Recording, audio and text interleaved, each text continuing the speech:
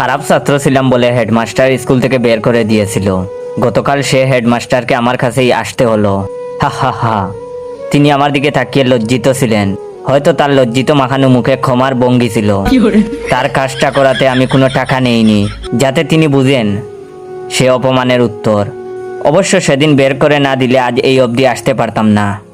আজ এমন এক পর্যায়ে আসি আমি, সবাইকে আমার কাছে কোনো না কোনোভাবে আসতে হয়। সবাই তাদের স্বীয় কাজের মাধ্যমে আমাকে টাকাও দিয়ে যায়। সেদিন এক পুলিশ এসেছিল, তাকেও টাকা ছাড়া ছাড়িনি। প্রথমত টাকা দিতে চায়নি, পরে আমি চেয়ার থেকে উঠে জোর করে টাকা আদায় করেছি। এখন আমার সে অধিকার হয়েছে, এখন শিখেছি কিভাবে টাকা আদায় করতে হয়।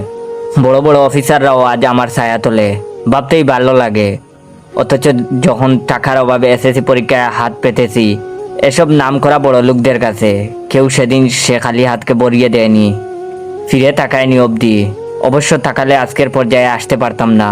হা হা হা হা। প্রতিটা প্রতিষ্ঠিত শিক্ষিত মানুষের উচিত একজন করে শিক্ষিত মানুষ তৈরি করা, লালন করা। অথচ কেউ করে না।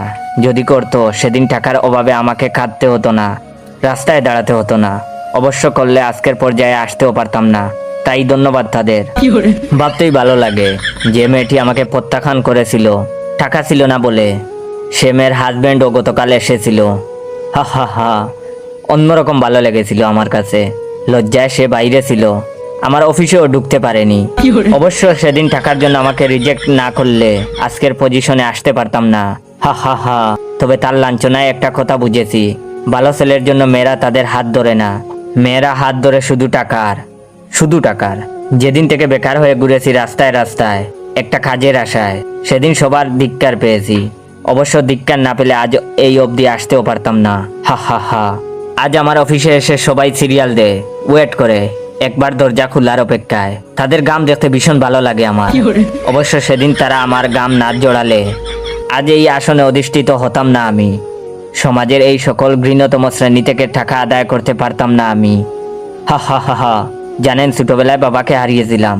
কেউ কাছে এসে বলেনি বাবা মারা গিয়েছে তো কি হয়েছে, আমরাও যে তোমার বাবা, আমরাও যে তোমার অভিভাবক। অবশ্য বললে আজ এই অবধি আসতে পারতাম না। হা হা হা। আজ সমাজের সে সকলকে ধন্যবাদ যারা আমাকে এই চেয়ারে বসিয়েছেন।